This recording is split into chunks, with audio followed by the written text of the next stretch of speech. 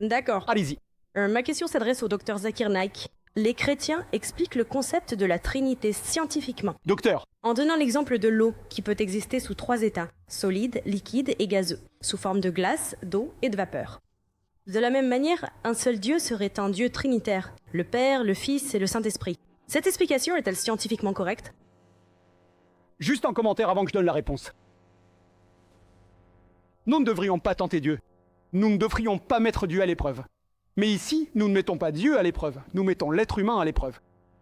Nous ne devrions pas tester Dieu. Mais ici, c'est vous que nous testons. Et Dieu promet que tout croyant qui boira un poison mortel ne mourra pas. Il pourra parler des langues étrangères. Nous ne mettons pas Dieu à l'épreuve. Nous savons que Dieu a raison. Il veillera à ce que chaque croyant puisse parler. Nous testons si vous êtes croyant ou non. Pour répondre à la question de la sœur, il y a des chrétiens qui disent que scientifiquement, on peut prouver le concept de la Trinité, comme l'eau qui peut exister sous 3 états, solide, liquide et gazeux, comme la glace, l'eau et la vapeur. De la même manière, Dieu existerait sous 3 formes, le Père, le Fils et le Saint-Esprit. Comment répondre? Et est-ce scientifiquement correct? Scientifiquement, je suis d'accord que l'eau peut exister sous 3 formes, solide, liquide et gazeuse, comme l'eau et la vapeur. Mais scientifiquement, nous savons aussi que la composition de l'eau reste la même. H2O, 2 atomes d'hydrogène et 1 atome d'oxygène. Les composants restent les mêmes. La constitution reste la même. Les formes changent continuellement. Il n'y a aucun problème. Voyons maintenant le concept de la Trinité. Le concept de la Trinité, le Père, le Fils et le Saint-Esprit. On dit que la forme change. D'accord, pour le bien de l'argument, nous acceptons. Mais est-ce que la composition change? Dieu et le Saint-Esprit sont faits d'esprit. Les êtres humains sont faits de chair et d'os. Ils ne sont pas les mêmes. Les êtres humains ont besoin de manger. Dieu n'a pas besoin de manger pour survivre. Ils ne sont pas les mêmes. Et cela est attesté par Jésus-Christ, que la paix soit sur lui, lui-même dans l'Évangile, selon Luc 4, 36 à 39. Il dit « Regardez mes mains et mes pieds, touchez-moi et voyez, car un esprit n'a ni chair ni eau. » Il dit « Regardez mes mains et mes pieds, touchez-moi et voyez, car un esprit n'a ni chair ni eau. » Et il leur tendit la main et ils virent, et ils furent remplis de joie. Et il a dit « Avez-vous quelque chose à manger ?» Et ils lui ont donné du poisson grillé et un morceau de rayon de miel. Et il a mangé pour prouver quoi? Pour prouver qu'il était Dieu? Pour prouver qu'il n'était pas Dieu. Il a mangé et il avait de la chair et des os. Un esprit n'a ni chair ni os. Cela prouve scientifiquement qu'il n'est pas possible que le Père, le Fils et le Saint-Esprit, le Père, Jésus-Christ, paix sur lui, le Saint-Esprit, soit le Dieu Tout-Puissant. Et le concept de la Trinité, le mot Trinité, n'existe nulle part dans la Bible. Le mot Trinité n'est pas dans la Bible, mais il est dans le Coran. Le Coran dit dans la sourate An-Nisa 471, « Ne dites pas Trinité, arrêtez, ce sera meilleur pour vous. » La Trinité est également mentionnée dans la sourate Al-Maïda, chapitre 5, verset 73, qui dit « Ils commettent un acte de mécréance, ils blasphèment, ceux qui disent qu'Allah est 3 en 1, un Dieu trinitaire. » Jésus-Christ, que la paix soit sur lui, n'a jamais dit qu'il était Dieu. Le concept de la Trinité n'existe pas dans la Bible. Le seul verset qui se rapproche du concept de la Trinité se trouve dans la première épître de Jean 5,7 qui dit « Car il y en a 3 qui rendent témoignage dans le ciel, le Père, la Parole et le Saint-Esprit, et ces 3 sont un. » Mais si vous lisez la Revised Standard Version, révisée par des érudits titulaires, des savants chrétiens de la plus haute renommée, soutenus par 50 différentes dénominations chrétiennes, ils disent que ce verset de la Bible, première épître de Jean 5, 7, est une interpolation, une invention, une fabrication. Il a été retiré de la Bible. Jésus-Christ, que la paix soit sur lui, n'a jamais revendiqué la divinité. Il n'y a pas une seule déclaration sans équivoque dans toute la Bible où Jésus-Christ, que la paix soit sur lui, dit « Je suis Dieu » ou il dit « Adorez-moi ». En fait, si vous lisez la Bible, il est mentionné dans l'Évangile selon Jean 14, 28, il a dit « Mon Père est plus grand que moi ». Évangile selon Jean 10, 2.29, « Mon Père est plus grand que tous ». Évangile selon Matthieu 12, 28, « C'est par l'Esprit de Dieu que je chasse les démons ». Évangile selon Luc 11, 20, « C'est par le doigt de Dieu que je chasse les démons ». Évangile selon Jean 5, 30, « Je ne peux rien faire de moi-même. Je ne peux rien faire de moi-même. Selon ce que j'entends, je juge. Et mon jugement est juste, car je ne cherche pas ma volonté, mais la volonté de mon Père. Quiconque dit non pas ma volonté, mais la volonté de Dieu, c'est un musulman. Musulman signifie une personne qui soumet sa volonté au Dieu Tout-Puissant. Jésus-Christ, que la paix soit sur lui, a dit non pas ma volonté, mais la volonté de Dieu. Il était musulman, et il était, alhamdoulilah, l'un des plus puissants messagers de Dieu. Nous croyons qu'il est né miraculeusement, sans aucune intervention masculine. Nous croyons qu'il a redonné la vie aux morts avec la permission de Dieu. Nous croyons qu'il a guéri les aveugles de naissance et les lépreux avec la permission de Dieu. Nous respectons Jésus-Christ, que la paix soit sur lui, comme l'un des plus puissants messagers de Dieu. Mais il n'est pas Dieu, et il ne fait pas partie de la Trinité. La Trinité n'existe pas. Le Coran dit, il est Allah, l'unique. D'accord. Tu as dit qu'Allah reflète la lumière et qu'il est fait de nour. Je n'ai pas vraiment compris cela. Le frère a posé la question. Il n'a pas compris mon explication à l'argument contraire de William Campbell concernant Nour et Allah. Le Coran dit dans la sourate Nour, chapitre 24, verset 35, qu'Allah est Nour as-samawati wal ard, la lumière des cieux et de la terre. Il est une lumière. Le sens de lumière dans le Coran, c'est une lumière réfléchie ou empruntée. Donc il demande, est-ce que cela veut dire qu'Allah a aussi une lumière empruntée ? La réponse est donnée plus loin si vous lisez le verset. Il est dit que c'est comme la parabole d'une niche. Dans la niche, il y a une lampe. La lampe a sa propre lumière. Cela signifie qu'Allah a sa propre lumière et que cette lumière lui appartient, mais elle est aussi réfléchie. La lumière d'Allah subhanahu wa ta'ala est à nouveau réfléchie par Allah subhanahu wa ta'ala lui-même. Comme une lampe halogène que vous voyez ici, elle a un tube au milieu. La lampe, vous pouvez l'appeler siraj, wahaj ou diya. Et le réflecteur, munir ou nour, lumière empruntée ou réflexion de la lumière. Et de plus, bien sûr, cette lumière ne fait pas réellement référence à la lumière physique dont nous parlons. C'est la lumière spirituelle d'Allah subhanahu wa ta'ala. Mais comme réponse que j'ai donnée au docteur William Campbell, et puisque j'ai 5 minutes, j'aimerais les utiliser. Le docteur William Campbell a donné une réponse à nous alayhi salam. Je suis une personne qui adopte une approche concordiste avec la Bible et une approche conflictuelle avec le Coran. Car dans les deux cas, alhamdoulilah, le Coran réussira l'épreuve. Et même si je suis d'accord avec le docteur William Campbell et je suis d'accord avec lui, c'est vrai que c'était 15 pieds au-dessus de la plus haute montagne. Mais il est mentionné dans la Genèse, chapitre 7, versets 19 et 20, que le monde entier était submergé sous l'eau. De plus, les preuves archéologiques montrent aujourd'hui qu'à l'époque de Noé, si l'on calcule par la généalogie, cela remonte au 21e ou 22e siècle avant Jésus-Christ.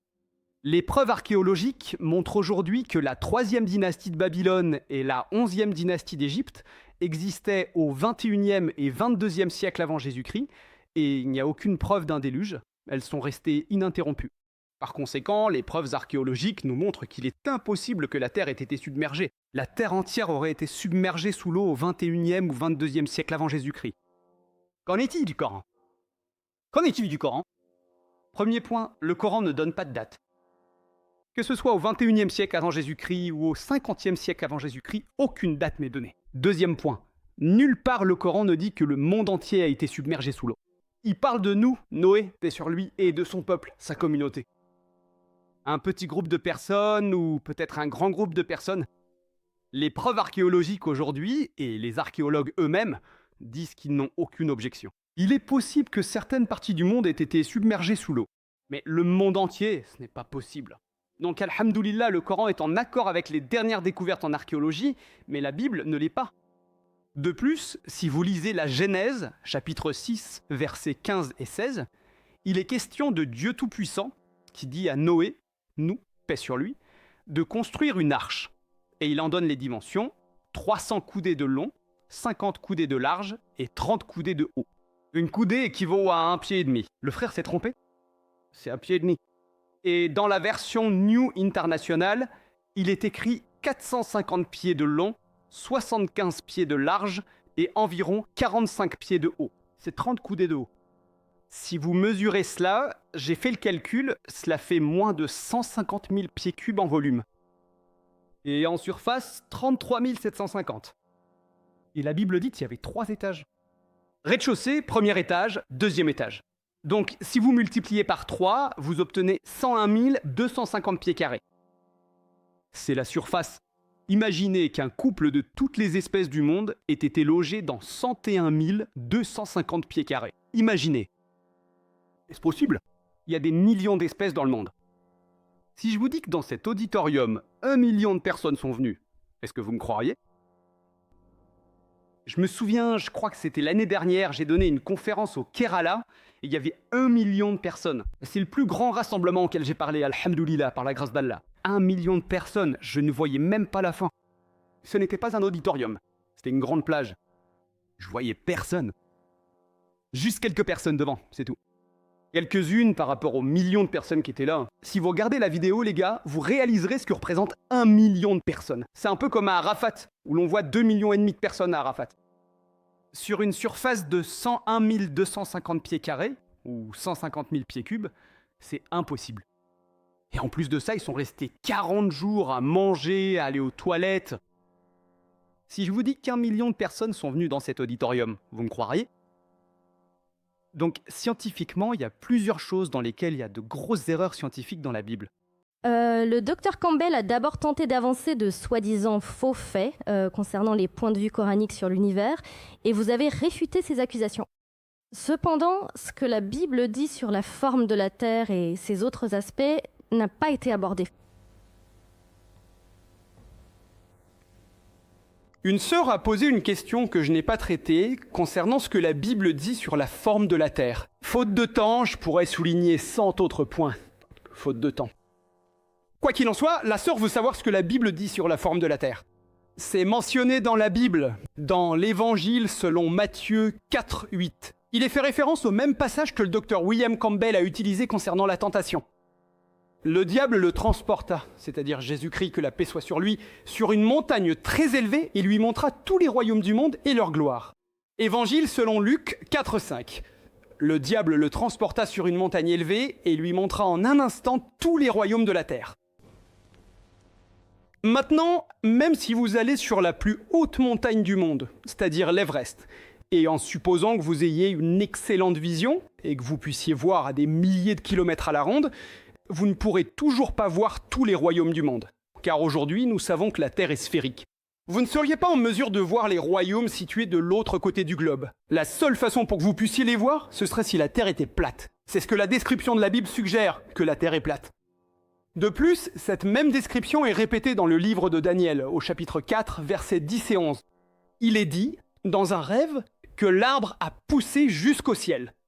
Et là, quand l'arbre a poussé jusqu'au ciel, il a tellement grandi que tout le monde, depuis toutes les extrémités de la Terre, pouvait voir l'arbre. Cela n'est possible que si la forme de la Terre était plate. Si un arbre est très grand et que la forme de la Terre est plate, c'est possible. Aujourd'hui, c'est un fait universel que le monde est sphérique. Vous ne pourrez jamais voir l'arbre, quelle que soit sa hauteur, depuis le côté opposé de la forme sphérique de la Terre.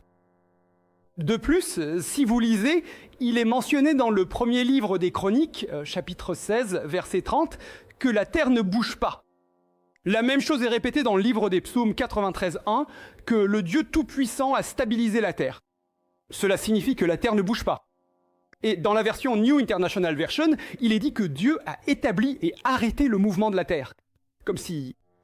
1 minute. La terre est... Il reste 1 minute ou 1 minute? Il reste 1 minute. Je pensais que vous m'aviez demandé d'attendre 1 minute. Non. Concernant le docteur William Campbell, il a déclaré que Jésus-Christ, que la paix soit sur lui, a dit dans la Bible à plusieurs reprises qu'il était Dieu.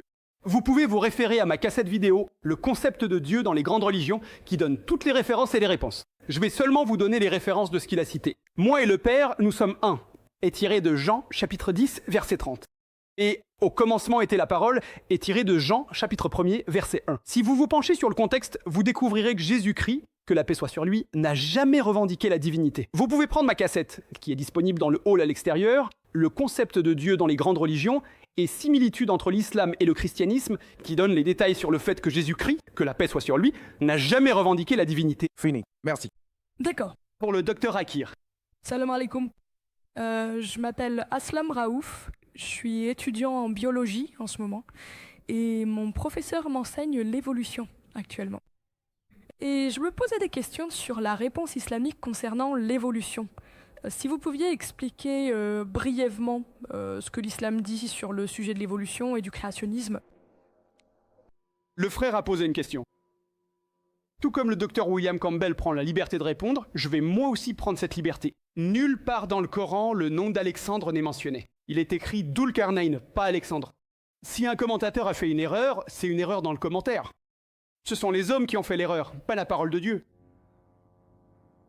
Concernant le fait que la Bible dise que le monde dans Isaïe est un cercle, aucun problème. Il est écrit cercle, pas sphérique. Donc à un endroit, la Bible dit plat, à un autre, elle dit cercle. Si vous conciliez les deux versets, cela ressemble à un disque. Vous voyez? Est-ce que ça ressemble à la Terre? C'est un cercle et c'est plat. Ce n'est pas la Terre. Monsieur. Concernant la biologie dans le Coran et concernant l'évolution, le frère a posé 2 questions. Je sais pas si je peux répondre aux 2 ou non, ça me dérange pas. Justin, Une, laquelle? La première ou la deuxième? La biologie ou l'évolution? l'évolution, ce serait bien. L'évolution, ce serait bien. C'est vous qui choisissez ou c'est lui? Comme il avait la question sur l'évolution, je pense que ce serait bien. 2 questions. La biologie d'abord, puis l'évolution. Si vous me donnez 10 minutes, je répondrai aux 2. Seulement 5 minutes. Faites ce que vous pouvez. Vous avez 3 minutes. D'accord, très bien. Je suis d'accord avec le président, monsieur Samuel Roman. Je vais répondre sur l'évolution. Pour la réponse exacte, vous pouvez vous référer à ma cassette vidéo « Le Coran et la science moderne ». Quand on parle d'évolution, on commence à penser à la théorie de Darwin. Et Darwin est parti sur un navire, le HMS Beagle, vers une île du nom de Galapagos, et il a vu des oiseaux picorer dans des niches. Sur la base de cette observation, selon laquelle le bec des oiseaux devenait long ou court, il a proposé la sélection naturelle. Mais il a écrit une lettre à son ami Thomas Thornton au XIXe siècle. Il a dit « Je n'ai pas de preuves pour proposer ma sélection naturelle, mais parce qu'elle m'aide dans la classification de l'embryologie, des organes rudimentaires, je l'ai avancée. La théorie de Darwin n'est pas du tout un fait. Ce n'est qu'une théorie, et je l'ai très clairement indiqué au début de mon intervention. Le Coran peut aller à l'encontre des théories car les théories font des demi-tours, mais le Coran n'ira jamais à l'encontre d'un fait établi. Et à l'école, on nous enseigne la théorie de Darwin comme s'il s'agissait d'un fait. Ce n'est pas un fait. Il n'y a absolument aucune preuve scientifique. Il y a des chaînons manquants. Donc, si quelqu'un doit insulter son ami ou son collègue, il dira « Si tu avais été présent à l'époque de Darwin, la théorie de Darwin aurait été prouvée », insinuant qu'il ressemble à un singe. Il y a des chaînons manquants à la théorie de Darwin. Et je connais les 4 fossiles qui existent, les hominoïdes, Lucie, l'Australopithèque, qui mène à l'Homo erectus, l'homme de Néandertal, Cro-Magnon. Pour plus de détails, référez-vous à ma cassette vidéo. Selon la biologie moléculaire, Francis Crick a déclaré qu'il est impossible que nous ayons évolué à partir des singes, selon le codage ADN. C'est impossible. Vous pouvez vous référer à ma cassette vidéo. Elle donne les détails. Sur certains points, je n'ai aucune objection concernant la biologie. Le Coran dit dans la sourate Al-Anbiya, chapitre 21, verset 30, que « Nous avons créé tout être vivant à partir de l'eau ». Ne croiront-ils donc pas? Aujourd'hui, nous savons que chaque créature vivante, la substance de base, la cellule, contient du cytoplasme, qui est composé d'environ 90% d'eau. Chaque créature vivante dans le monde est composée d'environ 50 à 90% d'eau. Imaginez, dans les déserts d'Arabie, qui aurait pu imaginer que tout est fait d'eau? Le Coran le dit depuis 1400 ans. À l'époque de... Assalamu alaikum and good day to all my brothers and sisters. I expect and anticipate all you be fine and doing good in the concerns of life. May the mercies and the blessings of Allah subhanahu wa ta'ala be all upon you here and hereafter. My dear friend and fellows, in this particular question and answer session, a lady asked a question to Dr. Zakir Naik about that there is a concept of Trinity, and Trinity means Father, Son and the Holy Ghost. And she gave an argument that if the water can exist in 3 states, like solid, liquid and gas, so why didn't God exist in these 3 forms? The question was being presented, and Dr. Zakir Naik responded very intellectually to the lady that we need to understand about that water, what is water? Water basically is a creation of Almighty Allah. We need to understand about one very important. Water is the creation of Allah subhanahu wa ta'ala, right? Like you can have water in the freezing state if you have an ice, you can water in the normal state, in the liquid flowing water, and you can have water in the evaporation form if you boil, if you give it heat. Now, the concept of Trinity is the biggest misconception again, although They also believe in the concept of divinity, most of the Christians. But when you talk about Trinity, Trinity means three states of something. The same example she was giving, an irrelevant example. Now, how could you relate the water with the God? God is the creator and the water is creation. Number one thing is. Second thing is, not in any, verse in the Bible, not in any, citation in the Bible, it's mentioned that the concept of Trinity is there. Not even a word. Even Quran talks about it, as you see in the video, that Quran rebukes the concept. Don't say Trinity, it's kufr. But then you will never ever find a single verse, a single citation, a single word of Trinity in whole of the Gospels and Deuteronomy and etc. and etc. So these are the self-crafted concepts. These are the self-created concepts. These are the self-propounded theories.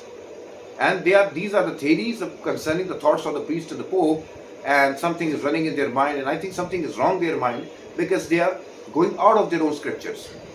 In the same fashion, if you look at most of the Christians, about 90% plus of the Christians, they believe Jesus is upon him as God and divine power.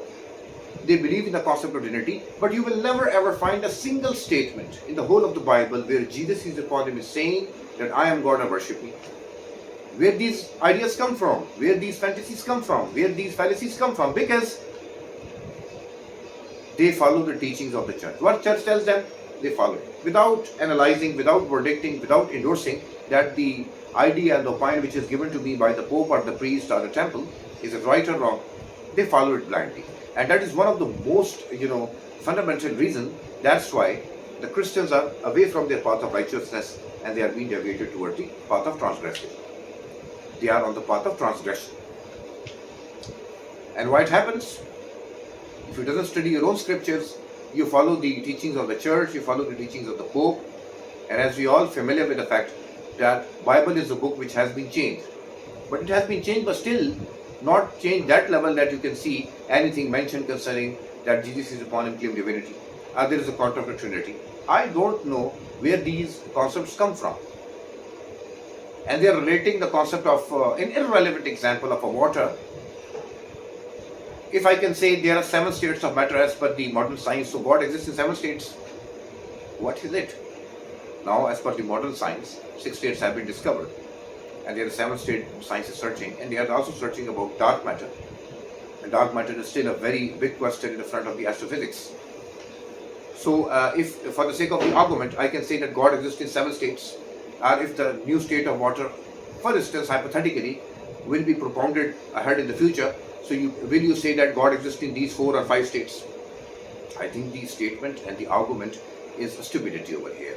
You are relating the forms of the water, you are relating the states of the water, you are relating the states of the creation of Almighty with the Almighty God.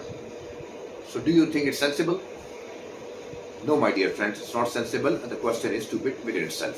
Thank you very much for watching this video. If the questions are there, ask without any hesitation in the comment section, and where you will be answered with your opinions. Thank you.